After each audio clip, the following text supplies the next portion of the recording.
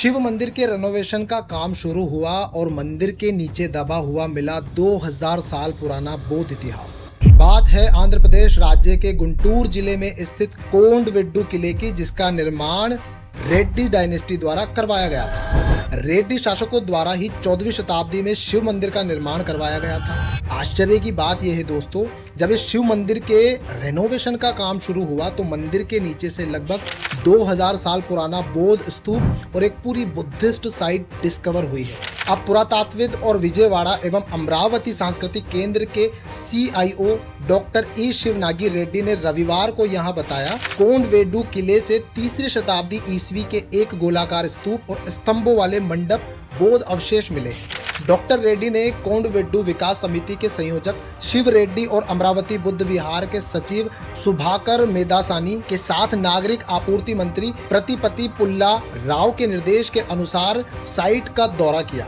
अब दिलचस्प बात यह है कि शिवनागी रेड्डी ने 12.5 फीट व्यास और 4.5 फीट ऊंचाई वाला स्तूप संरचना को देखा, जो कि बहुत ही अच्छी तरीके से तराशे गए पाल नाडू चूने पत्थर की परतों से बनी थी, जिसे आमतौर पर बुद्ध स्थलों पर देखा जाता है। सबसे निचली परत पर कमल के फूल की नक्काशी की गई थी, जो अमरावती कला शैली के परिपक्व चरण का प्रतिनिधित्व करती है, जैसा कि विश्व प्रसिद्ध नागार्जुन कोंडा बुद्ध प्रतिमा के आधार पर देखा जाता है। उप निदेशक एन मल्लिकार्जुन राव कहते हैं कि वास्तुकला अवशेषों और शिलालेखों के प्रमाण के आधार पर यह सातवां काल का है और कोंडवेड्डू किले क्षेत्र में बौद्ध धर्म के अस्तित्व का प्रमाण है। स्तूप के अवशेषों में धम्म लिपि यानी आज का नाम ब्राह्मी लिपि का एक छोटा सा टुकड़ा मिला है। इस शिलालेख के आधार पर यह प्रमाणित होता है कि कोंडवेड्डू किले में सातवाहन काल से ही बौद्ध धर्म विद्यमान था। शिलालेख में 8 अक्षर मौजूद हैं। विभाग के सहायक निदेशक फाल्गुन राव, जो कि इस टीम का हिस्सा है, बताते हैं कि स्तूप के पास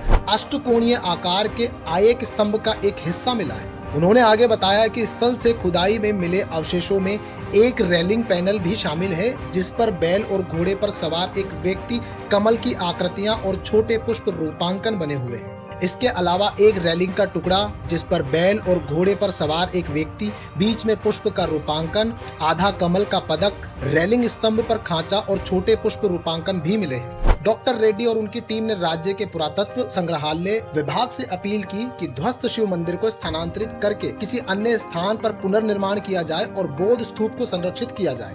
डॉक्टर रेड्डी और उनकी टीम ने उस स्थान का दौरा किया। उन्होंने देखा कि जहां पर नरसिम्हा की प्रतिमा है, वो गुफा प्राचीन काल में बौद्धों की थी, जिसका उपयोग भिक्खु वर्षावास ऋतु के 4 महीनों के दौरान विश्राम के लिए करते थे। डॉक्टर रेड्डी ने इक्ष्वाकु काल की 58-27-7 सेंटीमीटर की एक ईंट उठाई। इक्ष्वाकु एक नागवंश है। अगर आप नागवंश का इतिहास नहीं जानते हैं तो मैं डिस्क्रिप्शन में इसका लिंक दे दूंगा, आप जरूर देखिएगा। डॉक्टर रेड्डी ने कहा कि यह साक्ष्य स्पष्ट रूप से दर्शाते हैं कि कोंडवेड्डू 2000 साल पुराना एक बौद्ध बस्ती थी, जिसे बाद में अनावेमा रेड्डी के काल में 14वीं शताब्दी ईस्वी में पूर्व और पश्चिम की सीमाओं में 2 प्रवेश द्वारों वाली विशाल लंबी किलेबंदी की दीवारों से घिरी हुई अपनी राजधानी के रूप में चुना गया। सांसद लावू श्री कृष्ण देव रायलू ने केंद्रीय पर्यटन और संस्कृति मंत्री गजेंद्र सिंह शेखावत से स्वदेश दर्शन 2.0 योजना के तहत इसके विकास के लिए धनराशि स्वीकृत करने का आग्रह किया।